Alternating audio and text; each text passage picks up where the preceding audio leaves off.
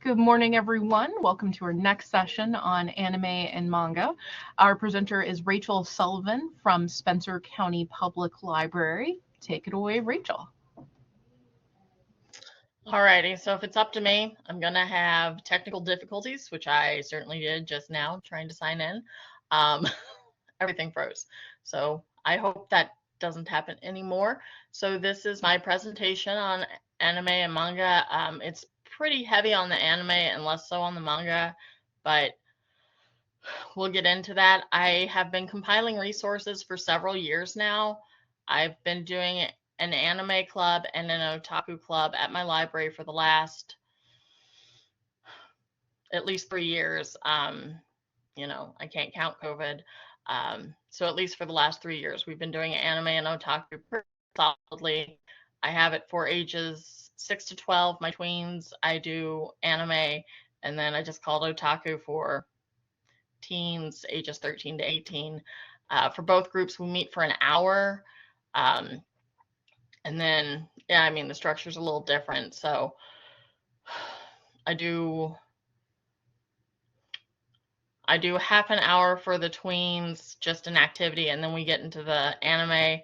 And then for the teens, we usually do, since we're on a dubbed video, we'll show stuff for the entire hour while they do their activities.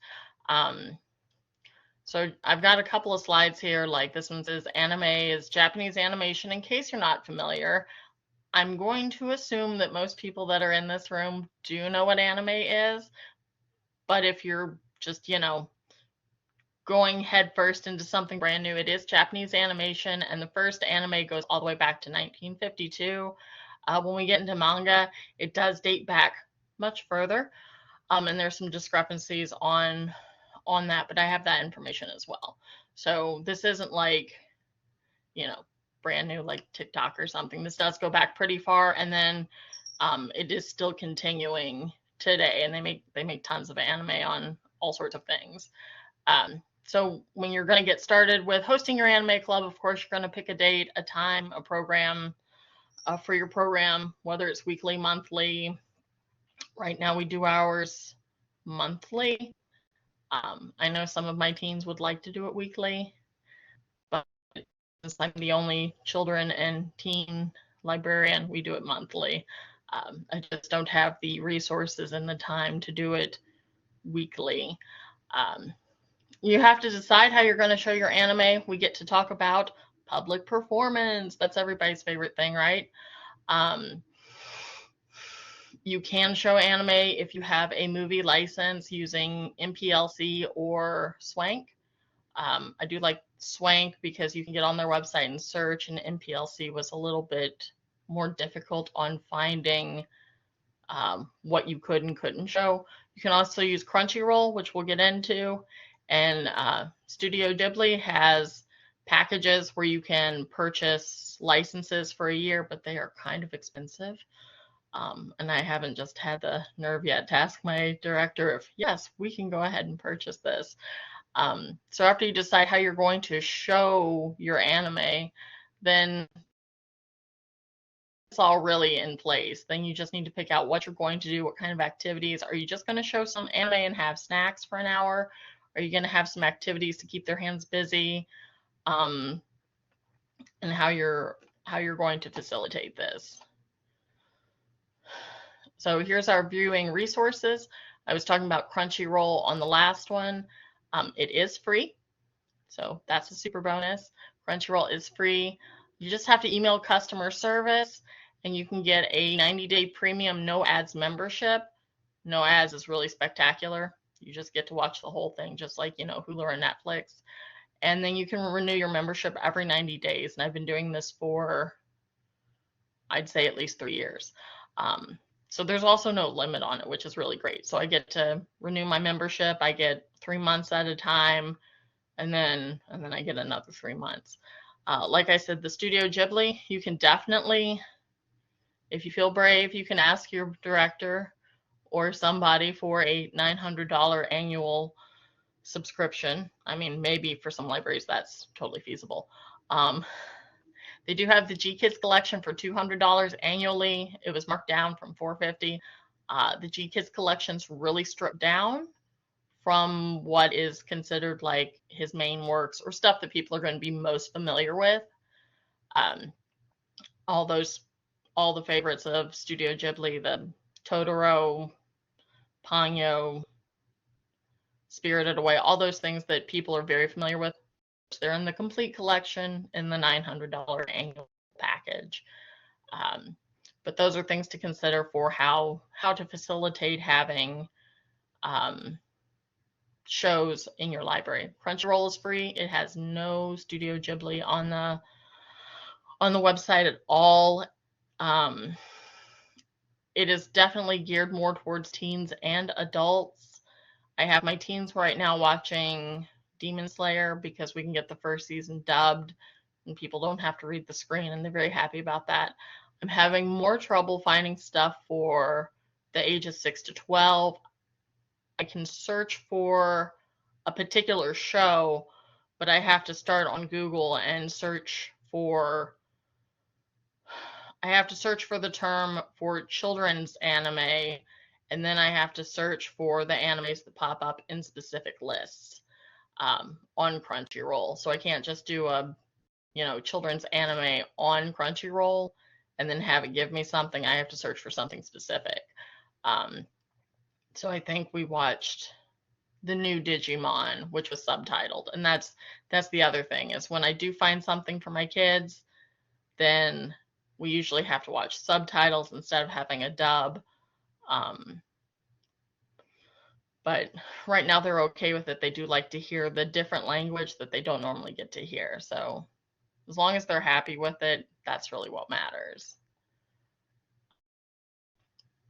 So then when you're starting your club, you can have any kind of activity. Like you could I've been to ones in the past when I was a teen, they just had some coloring sheets and they just showed the stuff. And I think they had snacks. I don't really remember. And it was really laid back.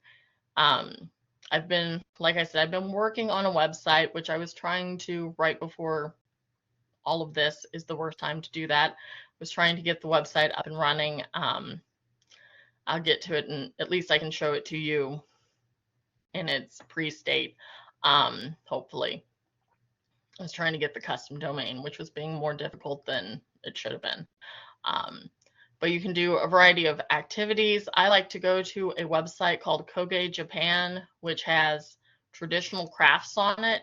And so you can learn about doing the Saminagashi or the Children's Day carp kites, the Kokeshi dolls, or the kimono dolls, kimono doll bookmarks. And I've made a PDF of that, which again, that would be on the website.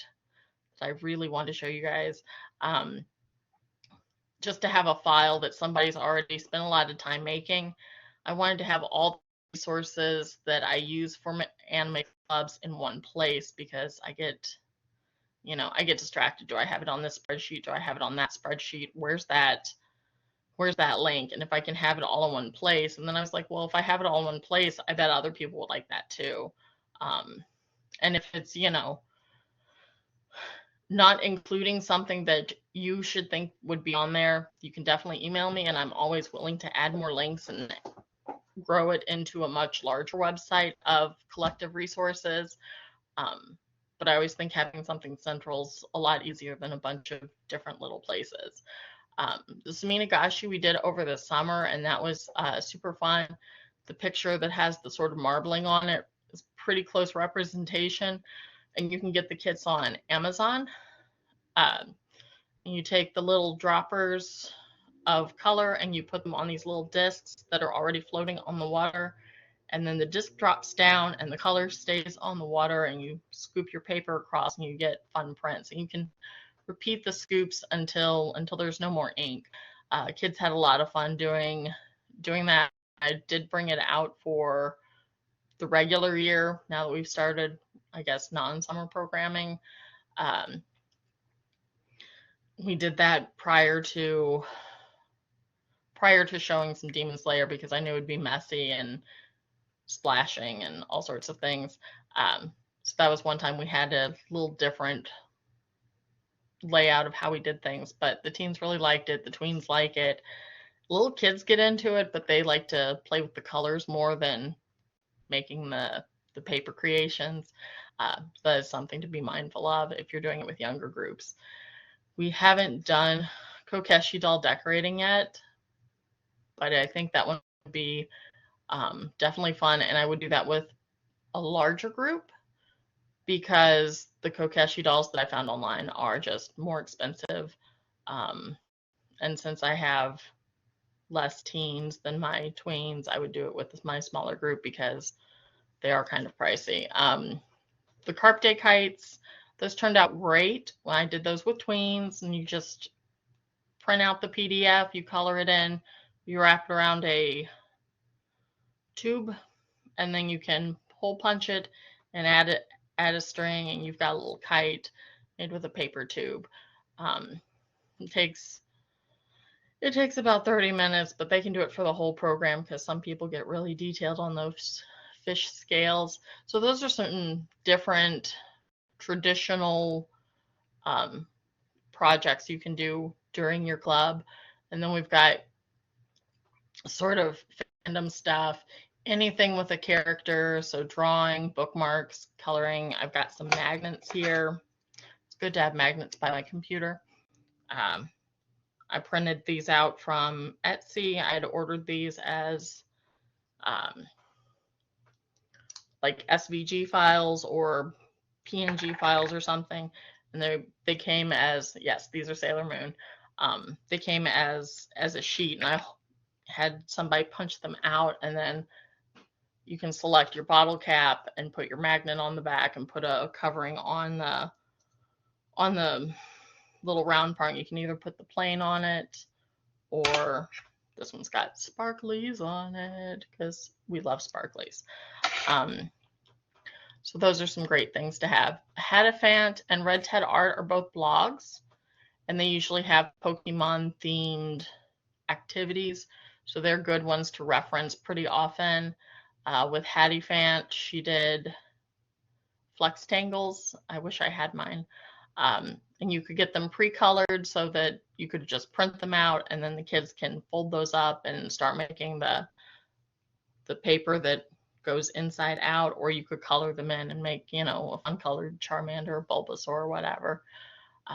So anything that is definitely on theme with characters or whatever's popular that you were showing, those are good things to have for activities too. And then I always include coloring and drawing just to have it for somebody that needs that quiet time. Quiet crafts, these are popular too. Magnets kind of fall into that. We made plushies one time. And that is actually, this I got from the Quiet Craft Live, referenced on the bottom there. This is the most obnoxious colored bat I've ever made. I have my library keys on it, so you'd think I'd never lose it, but actually I've misplaced it from time to time. But plushies were a lot of fun. Kids got skills like sewing if they weren't already familiar with it, and stuffing, and of course it's creative. So they don't have to make it just like the pattern shows it. They can manipulate it as they wish. We just did for Anime Club for the tweens, we did these pumpkins with these unicorn craft kits from Oriental Trading Company. And I mean, they could take it and they could make their pumpkin look like a unicorn, or they could take it, and I had a kid that made 2 vampire unicorns. And one kid made Ghost Spidey pumpkin. He's a little bit younger. So they could definitely take the product and then turn it into whatever they liked during the program. Yes, thank you for that. You can get that book from ALA, and it looks like you can check it out too from the state library. It's a very, very helpful book.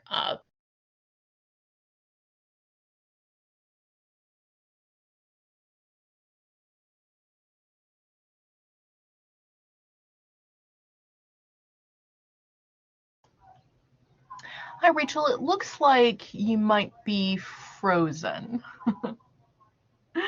So we're going to wait for a moment. Rachel is having some connectivity issues. We'll maybe ask her to turn off her camera. Unfortunately, Blackboard Collaborate is very bandwidth intensive compared to some other platforms. So our apologies for the delay. Hi, Rachel. I would suggest that you keep your, right now I can't hear you. I would suggest turning off your camera because that's using a lot of your upload bandwidth and just Okay. going audio only. Okay, we can hear you. You had just started talking about, I think, Kawaii Craft Life, perhaps, if you could start again. Okay. So I'm guessing everything then was missed. Okay, so you all don't get to see the bat, but that's okay. So for the Kawaii Craft Life, we made plushies. I tried to show you all the bat. I had a lot of things to show, but that's okay. So the kids got to make plushies. They got to have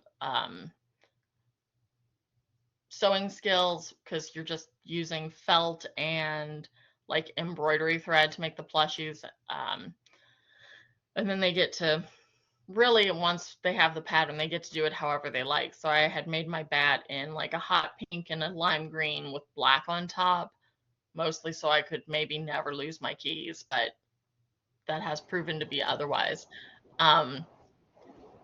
Hey, Rachel. It looks like based on your connectivity, it's showing now that your upload speed is good. So we can try turning your camera back on if you want to show us some of the crafts and other things that you have. Okay. My apologies. No, you're fine. I never know what's gonna. I feel like it's me. This feels like school, actually. So there's the bat. I was gonna say I can just turn this on and off as I'm showing you guys stuff. So there's the bat, and like I've had this for 3 years, so it looks really rough. I was picking lint off of it the other day because I discovered how bad it looked. So I'll turn it back off again. Okay, I don't have anything to show you guys from the 53 ready to use Kawaii craft projects, but I love that book, and I have little tabs all down the sides of that book for a variety of projects, from the stars you roll up to the bakeable erasers, which is made with like a dough that you sort of air dry. You can either air dry it or bake it. If you bake it, then you actually have more of an eraser, whereas if you don't, then it stays kind of spongy. Okay, cool. Somebody knows. Yes, bakeable erasers are fun. And the kids had a blast making them. So any stationary projects, stationary projects, those are really fun. Making paper clips, making the bakeable erasers. We did a decoding project one time, and I got them little boxes, but they could also put the stuff on their cell phone cases if they had that. And we made the fake pom-pom animals. We haven't done those yet. We made the fake like whipped cream stuff that you put on the case, so it looks like fake food. I would definitely do that with older children because I hate to have to start a program with "we're not eating this," which might still be something you have to say to teens, but with a grain of salt. So those are some different things. You can go very cultural, you can go very trendy, like whatever is current, or you can do the kawaii stuff, and it's really easy to find materials at different places. You can get stuff at Target, you can get stuff at Meijer, you can try local places. So I like to have snacks. Snacks are good. Snacks are great for getting teens to show up. I included a picture of boba, of onigiri, and onigiri is the little triangles with the sushi wrapper, and then the custard rolls on the very end. So I get snacks from a variety of places. Now I work in Spencer County. I live in Louisville, so I have access to more stuff, and I'm also willing to drive almost anywhere. So I started doing Google searches of Asian groceries or Asian grocers in my area, and then I started going to different grocery stores to see what I could find, because I wanted to find really authentic stuff to show kids. And like when I have the snacks out, I leave the packaging so they can see it, so they can have that tangible Nothing is edible, even if it is edible. Nice. Um, so they can have that authentic feel, like sort of like they went there, but not really. Um, I was getting some stuff on Amazon. You can use the term dagashi, which means like Japanese penny snacks. You can get a wide variety of different things. Sometimes I think it's better if everyone can try the same thing. The dagashi is like usually one or two of the same item, which means somebody would miss out on trying something. So I don't get those as often. Um, and you get, I don't know, like 50 pieces for $30 or something. So it's not bad. Teens would really get into that. We don't have in Kentucky or nearby, we don't have Daiso. Those are mostly in Texas. And Savoy Mart, which I may have said incorrectly, is quite possibly just online only. But they do have novelty items. So if you can purchase stuff where shipping is not a problem, they are definitely something cool to check out. If you don't have Asian grocers in your area, places like Target, Meijer, um, Kroger, Food Lion, whatever, they usually have something like Pocky or the Puchow chewy candies. I did recently get something a little bit more healthy, and we had Asian pears, which you can definitely pick up at Kroger and Walmart. And they are in season right now. They are in season until the springtime. So you can have some snacks that are a little bit more nutritive to give to your kids. And most of them liked it. Some of them said it tasted like an apple. Some of them said it tasted better than a regular pear. I always tell them they have to try it, but they don't have to like it. So I've had kids try boba and they absolutely hated it because of the textures, but they tried it.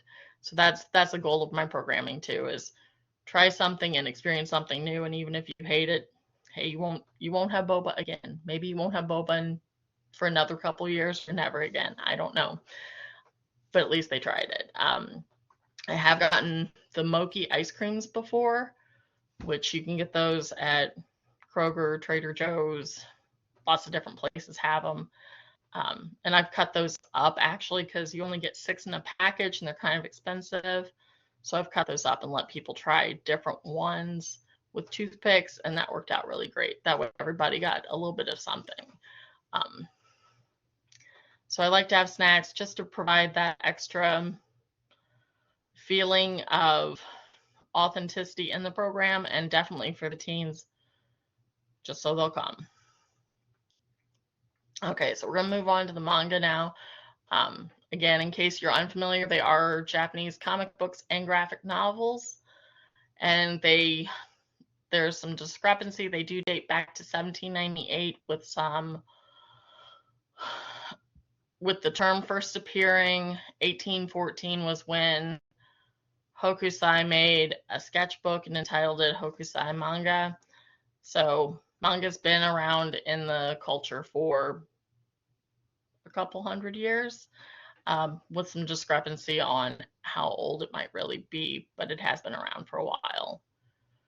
So there was an email that went out, I don't know, a year ago about, it was on the director's email and I got wind of it, and it was about different mangas and people that don't order them directly from the publishers might not get what they were expecting because of cultural differences, and maybe it's not even the actual publisher. That being said, if you go to Barnes & Noble's website, they've got a complete listing of publishers they work with. And then you can click on each one of those publishers, and this is the list from the Barnes & Noble website. They use Viz Media, Kodansha Comics, Yin Press, Udon 7 Seas, and Dark Horse. And that's not a complete list of all the publishers for manga. That's just the ones that they have. And then you can go on to each one of those and look up your specified ones. I've gone to Yin Press because I had to look up a series I forgot the name of, and then I was able to find those on Amazon and Baker and Taylor and different other places. But that way I could also verify the titles and the series orders, make sure I was getting the right ones. And that's just sort of like checking your work for yourself to make sure you get the comics or the manga that you want for the patron or for the collection. Sometimes it's hard to find ones for different ages or groups. So I have, nope, I hid that slide. Okay. I have on the website, which we can go on to the contact. The website is going to be Otaku Toshoken. Otaku means super fan, and Toshoken is the word for library. It was really hard to get Otaku librarian. That was already taken. Of course it was. So this was a way around it. But on the website that I'm going to try to show you, if I can figure out a way, I have a list of bibliographies that I've collected from different libraries, from the New York Public Library, from Princeton, from Rutgers, to give you more information either on getting started with manga collections or to have a list to work from for adding to your own collection. Because from time to time I'll see these things on the listserv. Where do I go to find these things? And so I start compiling all this information, and then I was, again, if this is all in one place, it would be a lot more helpful for people. So that's where that is. And then just poor planning on my part. I should have gotten on the computer much sooner to have made the custom domain in time for this presentation. If I can, no, sharing video is really not going to help that. Is there a way to share my screen? Yes, there is. I was actually going to ask you to do that. So if you open the Collaborate panel by clicking on the purple arrows at the lower right, then you can click on the third tab that says Share Content, and there's an option to share application screen. Okay, I see. I want that one. Okay, so this is the website in its rough form.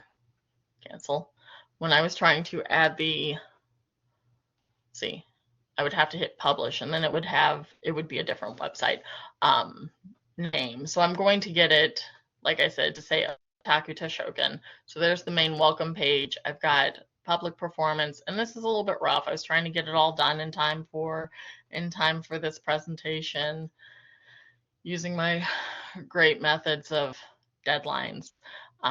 So I did get the information for Crunchyroll and Studio Ghibli. I was still going to publish it and then just go back and add the stuff because that's no shame in that.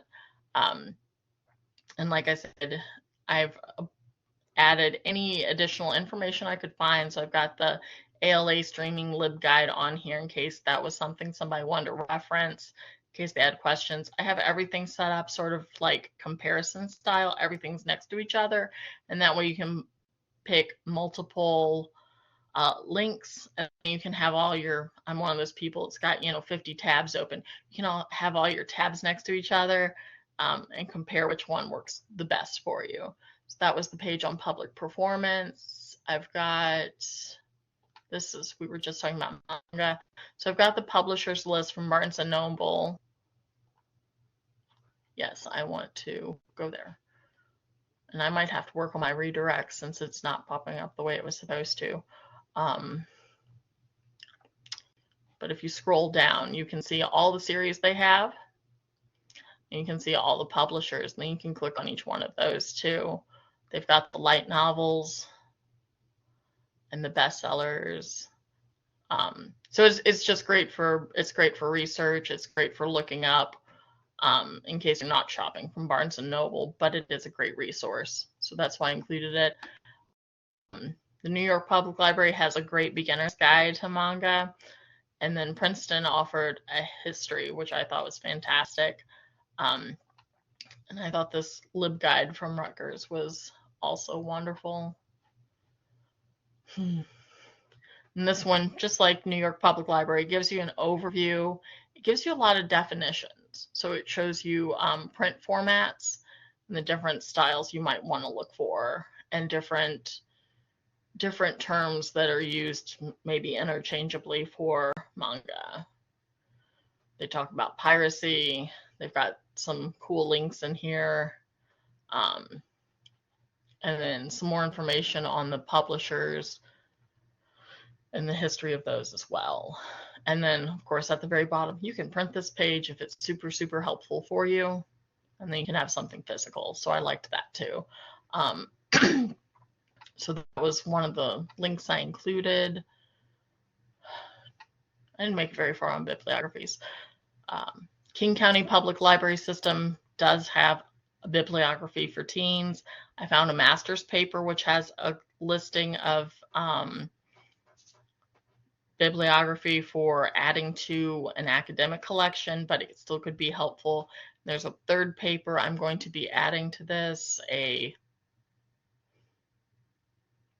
bibliometric paper. I don't like that term. It was an okay class. But I have a bibliometric paper because it has so many references in it, but that would be on the main list here so that you could find other articles or information if you wanted to go that deep with it. So I've got everything that I mentioned in the slide on here, but obviously it's accessible. You can click on it. This page I had to update. I wanted to have all the pictures on here so you could see all the stuff. I got lost on needing pictures there, and then books. So I was going to have, again, pictures of all the books on here. For drawing books, I usually use the Christopher Hart. They're pretty thorough and they check out often. I've not had complaints, but I get other books too. So I was going to have a listing of different books that we have in our collection and other books if people submit anything that they would like to be on here. And then I have websites I check out from time to time, like the Kogi Japan, which has the traditional crafts. Some of the snacks that I get, I live in an area actually that is has a lot of Korean immigrants, so a lot of the snacks I actually take to work are Korean. K-pop is very popular, so it's not, no one's very sad that I'm giving them Korean snacks. They're easier to find actually than Japanese snacks. So I included Korean tourism in case, for an area, and like I can add other things on here in case for an area it's more heavily influenced one way than the other. So this is geared towards librarians, and of course I made it sort of geared towards Kentucky librarians, but this will be a public website, so it could be geared towards other areas too, depending on what kind of traffic it gets or how much information I get from other people. And then these were some of the stores I mentioned: Daiso and Sugio Mart. Not entirely sure how to pronounce it, but I really hope I'm close. So I was going to have the links for those so people could check out those stores in case they're not in their area. So this is up and running, and it will be at otakutoshoken.com. It just takes a lot longer to get there than I had time for. So I'm going to stop sharing now. And well, Rachel, I just have to say that as someone with ADHD who tweaks slides until the last possible second, I feel you and can't wait until you've got that ready to share on our various listservs. And I'm sure other state libraries would be interested in it as well. So we have some time for questions. I don't know if you want to go ahead and turn your camera back on. I have a comment and then a question while we're waiting for any reactions or questions from our participants. So my first comment, I just have to say I am really pleased that you took the time to talk about the snacks. Yesterday we had a presentation on teen advisory boards, and I asked about what are the snacks that get the teens there, and it was like, oh, the teens really aren't interested in snacks. They don't like pizza. They just drink water. And I'm like, so maybe it's just a Russell County thing, but I'm sort of disturbed that what's happening to the youth of America. So I'm glad that snacks are still interesting and enticing to the youth. And then my question, unless, do you have any reactions to that before I move on to my question? Oh, I was going to say, for Spencer County, there's a Dollar General by the library. There's a Dollar General in every corner, and they joke about that. But I was going to say, in Spencer County, they're alive and well with Doritos and Pepsi products. I could get them in there just having absolute worst case junk food. I do try to I do offer water to them. Everyone should be hydrated properly. Um, I'm trying to negate maybe some of the bad choices they've made throughout the day, hopefully. Not necessarily, but I am trying to offer them. Oh my gosh, my stomach's growling and I'm really not that hungry. Um, maybe I am. We're talking about food. But I just try to offer different things to them. So I do have water. I try to have, like I said, the puchow, the pocky, different little cakes. I'm not feeding them the healthiest stuff. I did not have the Asian pears for them because we didn't do otaku this month because of the way the fall break ran out. Unrelated, little pizzas are very fun. If you can get the little non-bread rounds from Kroger and the pizza sauce, you can make like DIY Lunchables. Teens have a lot of fun with that because they get to make whatever they want. They get to make a mess and they get to eat it. And tweens had a lot of fun with that too. We did it for a Super Mario family program. I wanted something that they ate in the movie, and I was like, pizzas are about the easiest thing we can do right now. So they made mini Lunchable pizzas, and that was cool. Okay, I wish I were a teen in Spencer County now. We do have a couple of comments have come in about food. Karen says, food is how we coerce teens in for programs, LOL. And Sammy says, we always joke that teens come for the food and stay for the program, which is great. We also have a comment from Ashley thanking you for sharing resources regarding the history of anime and manga. I find that intriguing. So please keep your comments and questions coming in. So now to my question. The previous presentation was on intellectual freedom, and we had some discussion about children's intellectual freedom and also kind of the challenges with some materials like manga where cultural attitudes to certain content are very different in the US versus Japan. So do you have any advice on trying to navigate those issues when a lot of the content, these kids are consuming, these teens are consuming, is coming from a culture that is not as prudish, puritanical as the U.S.? Okay, so I've run into these things myself. I had somebody who ended up, actually now they are my assistant, but when they started coming to the library, they wanted materials, and when I looked them up, I was like, oh dear, what I'm going to say sounds terrible. I'm like, I can't buy these because I will get in trouble. They just won't get ordered somehow. They will accidentally not get ordered. And so a way around it, because they were very yuri or yaoi in content. We can go into those terms in a second if we need to. They were kind of explicit, we'll say. I just did ILLs. I just said, okay, I don't think I can buy that for this community because I guess I don't want the headache that it could ensue for me or the disappointment that maybe it doesn't get ordered. Oh, I should just take my video off, I guess. Oh, no, you're fine. We just had a request to have the slides come back up so they could be downloaded. Okay, cool. Yes. Continue with your discussion. My apologies. Okay. I was like, oh no, I've lost him again.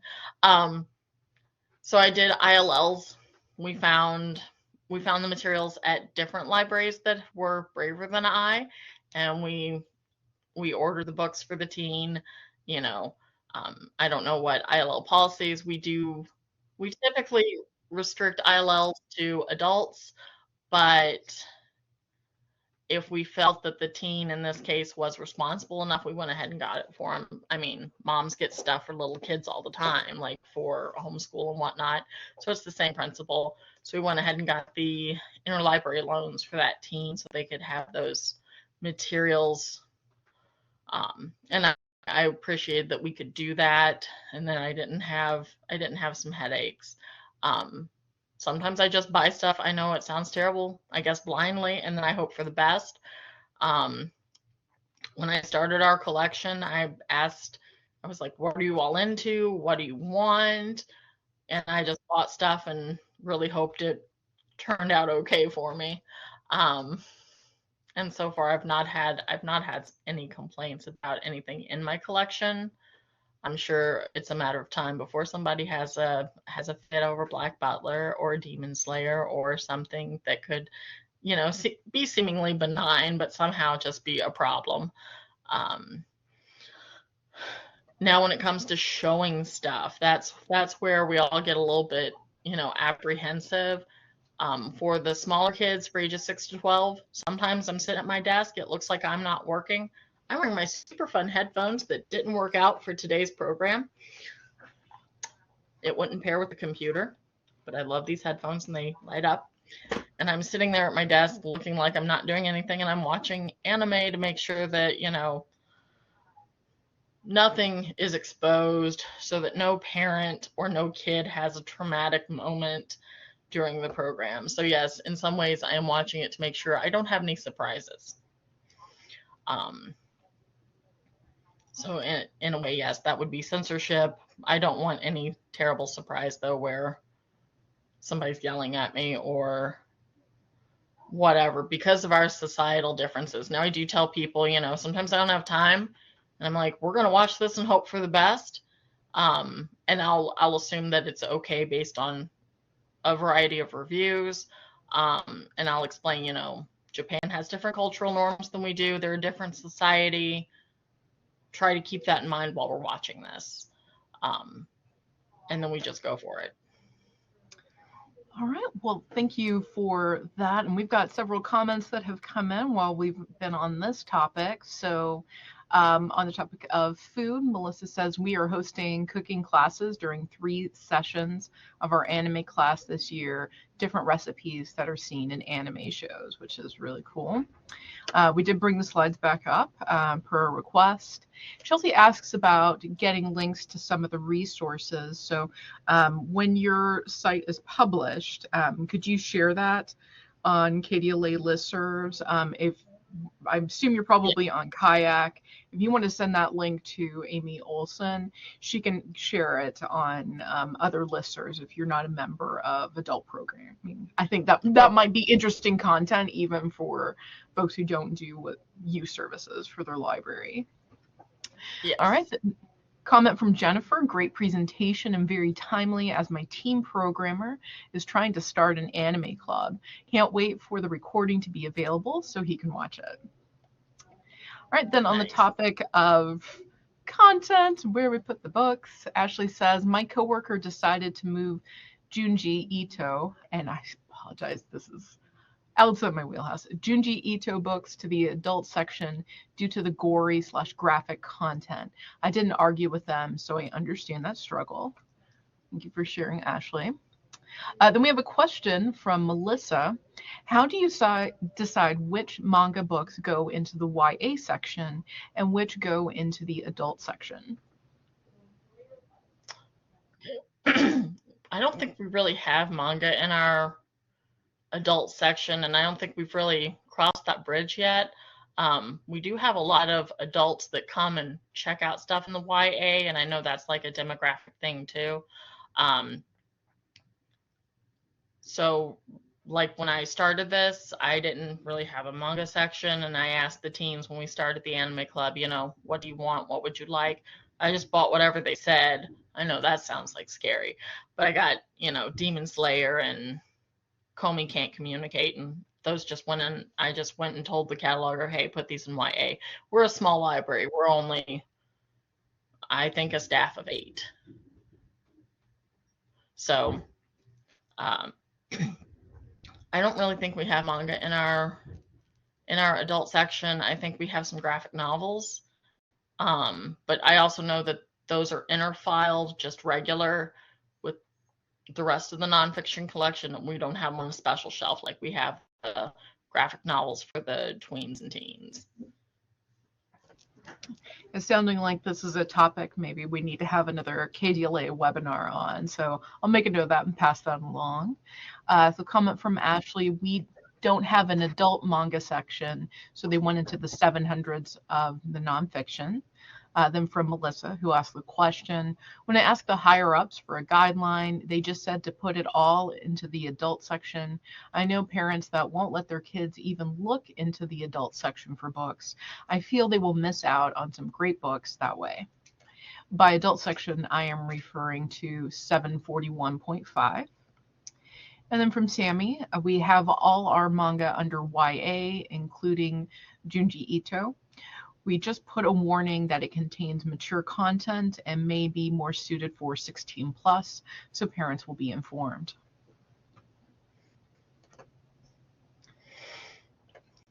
All right, well, that is all really great information, and thanks to our participants for their comments. We can hang on for a few more minutes for that.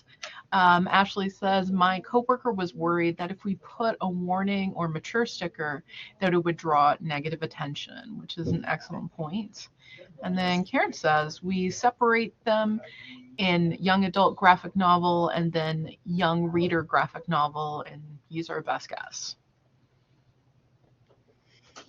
I was gonna say, I think that's about where we are with it. Like I said, we have a YA or a teen section, we have the tweens or the children's, and then I'm almost 100% certain we don't have any mangas in our adult section right now, but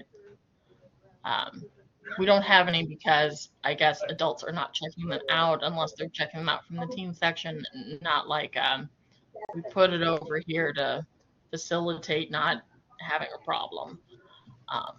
But there's a lot of that with other different materials that get moved around the collections to appease whoever, wherever. Excellent. From Azura, I apologize if I mispronounced your name. Luckily, we do have an adult section. We look at reviews, and I personally like to use no flying, no tights to check age ratings and when doing reader's advisory. And she's got a link to that website. So thank you for that resource. That might be something to add to Rachel's website. Yes, definitely. All right, last call for any questions or concerns, because I know some of us will need to take a lunch break before we dive into the afternoon sessions. From Rachel, we have children's manga, teen manga, and adult manga sections at our different branches. We've definitely put Japanese children's books in YA and books marked as teen in the adult section, and then we reclassify with all new discoveries. Haha. I suppose that's a sarcastic haha. Well, thank you for sharing that, Rachel. Other Rachel. And you're welcome, Antonia. You're right, this has been very helpful, especially for newbies like me. So any departing words, Rachael Sullivan, before we let you go? Thank you, guys. Thank you for bearing with me. If you couldn't guess, I have ADHD, so this was like, just falling out of a cannon and going, which is probably why I had all my lovely technical difficulties. But, and also why I compile information, because I do have, a post-it note heaven on my desktop at work, and it's a little something over here and a little something over there, and I'm just trying to get all my post-it notes together, man. So I'm really hopeful this resource is as helpful for you as it is for me, and I hope you all really enjoyed my presentation. Well, I think we all really appreciated your presentation, from one ADHD person to another. I feel you, and I'll just let you know that Blackboard Collaborate does tend to stymie even the most prepared of presenters. It's a bandwidth hoggy. it just eats that bandwidth and makes it really difficult where you don't expect it to be difficult. So no worries. This was awesome. We've got it recorded for posterity, and we'll be making these materials available later, linked on our listservs. We'll have links on our website. So thank you again to everyone who participated today. This has been the most active discussion we've had thus far in room 2. So it's awesome. All right. Thank you, everybody.